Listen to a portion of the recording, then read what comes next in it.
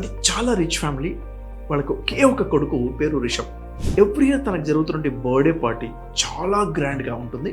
Friends వస్తారు, చాలా మంచి గ్రాండ్ లెవెల్ ఉంటుంది. ఎవ్రీ బర్త్డేలో కూడా ఒక మంచి గిఫ్ట్ ఇస్తుంటారు. రాబోతుంది 18 ఇయర్స్ నిండుతున్నటువంటి బర్త్డే పార్టీ. ఫ్రెండ్స్ అందరూ వస్తారు. ఫ్రెండ్స్ వచ్చిన వాళ్ళందరూ కూడా ఏదో గిఫ్ట్ తీసుకొచ్చారు, కానీ ఏ గిఫ్ట్ మీద కూడా తన మనసు లేదు. తనకు కావాల్సిన ఒకే ఒక గిఫ్ట్, అదేంటి తనకు కావాల్సిన ఫెరారీ కార్. వాళ్ళ డాడీ గిఫ్ట్ ఇస్తాడని చెప్పేసి మార్నింగ్ నుంచి కూడా ఎదురు చూస్తుంటాను. ఆ టైంలో వాళ్ళ డాడీ ఇచ్చేసి ఒక బాక్స్ గిఫ్ట్ ప్యాక్ ఇస్తాడు. వా ఏంటి గిఫ్ట్ అని చెప్పేసి ఇంకా తనకు కావాల్సిన కార్ దొరికిందన్న ఆనందంతో ఆ బాక్స్ ప్యాక్ని ఓపెన్ చేస్తాడు. ఓపెన్ చేసి చూస్తే దాని లోపల భగవద్గీత. ఆ బుక్ని చూడగానే కంప్లీట్గా డిసప్పాయింట్ అయిపోతాడు రిషబ్. అసలు తను అడిగిందేంటి, వాళ్ళు ఇచ్చిందని చెప్పేసి చాలా మూడౌట్ అయిపోతుంది. వాళ్ళ నాన్న మీద చాలా చికాగ్గా అరుస్తూ, డాడీ అసలు ఏంటిది, నేనేం అడిగాను, నువ్వు ఏమిస్తా ఉన్నా అని చెప్పేసి ఆ కోపం మీద మీరొద్దు, మీ కారు వద్దు, నాకేమొద్దని చెప్పేసి అక్కడ నుంచి ఇంట్లో నుంచి బయటకు వెళ్ళిపోతాడు. బయటనే తన లైఫ్లో ముందుకు వెళ్ళిపోతాడు, పెళ్లి చేసుకుంటాడు, లైఫ్లో సెటిల్ అయిపోతాడు. అక్కడ దాదాపుగా 20 సంవత్సరాలు అయిపోతుంది. తనకి పిల్లలు కూడా పెద్దవాళ్ళు అయిపోతారు. తెలిసినట్టు ఒక వ్యక్తి, అరే మీ నాన్న చాలా వీక్ అయిపోయారు, మీ అమ్మ కూడా చాలా పెద్ద వయసు అయిపోయారు, వాళ్ళకి ఇప్పుడు నీ అవసరం ఉంది, ఒక్కసారి వెళ్ళి కలువు కదా. అప్పుడు మనసులో ఫీలింగ్ వస్తుంది. జర్నీ చేసి ఎప్పుడైతే వాళ్ళ పేరెంట్స్ దగ్గర రీచ్ అవుతాడో షాక్ ఏంటో తెలుసా, వాళ్ళ డాడీ అప్పుడే చనిపోయి ఉంటాడు. చూసి చాలా డిసప్పాయింట్ అయిపోతాడు. ఎంతో గిల్ట్ ఫీలింగ్ వచ్చేస్తుంది, ఎంత పెద్ద తప్పు చేశానని చెప్పేసి. అసలు ఇప్పుడు ఏం చేసినా కానీ దానికి పరిష్కారం లేదు కదా. ఎంతో పశ్చాత్తాపడ ఏం లేదు, బాగా ఏడ్చేస్తాడు. అమ్మని కౌలించుకుంటాడు, ఏడుస్తుంటాడు. సరే ఆ తర్వాత ఒకరోజు అమ్మకి తనకి మధ్య డిస్కషన్ వస్తుంది ఆ రోజు గురించి.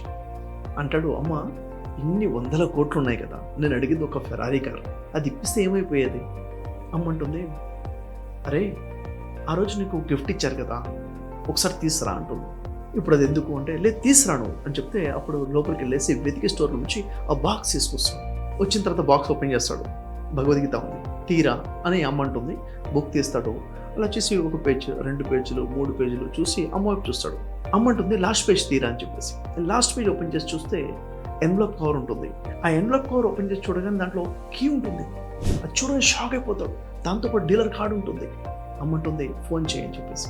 వెంటనే రిషబ్ కాల్ చేస్తాడు. కాల్ చేసేసి ఆ డీలర్ నుంచి, వెహికల్ నుంచి మాట్లాడితే వాళ్ళు ఎదురు చూస్తుంటారు. 20 ఇయర్స్ నుంచి ఎవ్రీ మంత్ అక్కడ పార్కింగ్కి రెంట్ కూడా పే చేస్తుంటాడు వాళ్ళ డాడీ. ఏదో రోజు మా కొడుకు వచ్చి తీసుకుంటాడని చెప్పేసి. దాంతోపాటు నా లెటర్ తీసి చదువుతాడు. వాళ్ళ డాడీ రాసింది, అరే రిషబ్ నువ్వు పెద్దవాడి అయిపోయావు, 18 ఇయర్స్ వచ్చేసాయి. ఇప్పుడు నువ్వు లైఫ్లో చాలా పెద్ద స్థాయికి వెళ్ళాలి. జీవితంలో ఏం చేయాలి, ఏం చేయకూడదు నీకు తెలియాలి. నీకు ఇష్టమైన ఫెరారీ కార్ని సరిగ్గా డ్రైవ్ చేయాలన్నా, లైఫ్ని మంచిగా డ్రైవ్ చేయాలన్నా నీకు కొన్ని రూల్స్ అండ్ రెగ్యులేషన్స్ తెలిసి ఉండాలి. దానికోసమే రా ఈ భగవద్గీత నీకు స్పెషల్ గిఫ్ట్. జీవితంతో నీతో పాటు ఉంచుకో. ఇది నువ్వు చదువుతుంటే లైఫ్ని ఎలా లీడ్ చేయాలో, కార్ని ఎలా డ్రైవ్ చేయాలో అన్నీ నీకు బాగా తెలుస్తాయి అని చెప్పి రాసి ఉంటుంది.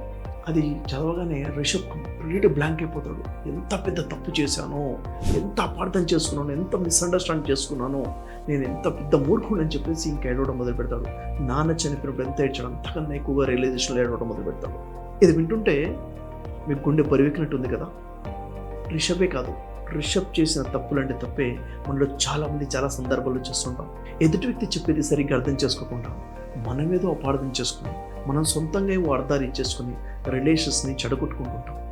జీవితాంతం లాస్ అయిన వాళ్ళు చాలామంది ఉన్నారు. తొందరపాటు లేకుండా రిలేషన్స్ విలువ అర్థం చేసుకొని, ఎదుటి వ్యక్తిని సరిగ్గా అర్థం చేసుకునే విధానం ఏంటో తెలుసుకోవాలంటే సరిగ్గా మనం రాబోతున్నట్టు మన మాస్టర్ క్లాస్లో తెలుసుకుందాం. రిలేషన్స్ని ఎలా మెయింటైన్ చేసుకోవాలి, ఎలాంటి మిస్కన్సెప్షన్ లేకుండా కమ్యూనికేషన్ ఎలా మెయింటైన్ చేయాలి, లైఫ్ని హ్యాపీగా ఎలా లీడ్ చేయాలంటే అల్టిమేట్ హ్యాపీనెస్ మాస్టర్ క్లాస్లో తెలుసుకుందాం. రిషబ్ చేసిన తప్పు గురించి తెలియగానే మీ లైఫ్లో మీరు చేసిన ఏదైనా మిస్టేక్ని గుర్తొస్తుందా, రియలైజ్ అయి ఉన్నారా? కామెంట్ ద్వారా కింద తెలియచేయండి. నేను చదువుతాను, చాలామందికి లెసన్గా ఉంటుంది.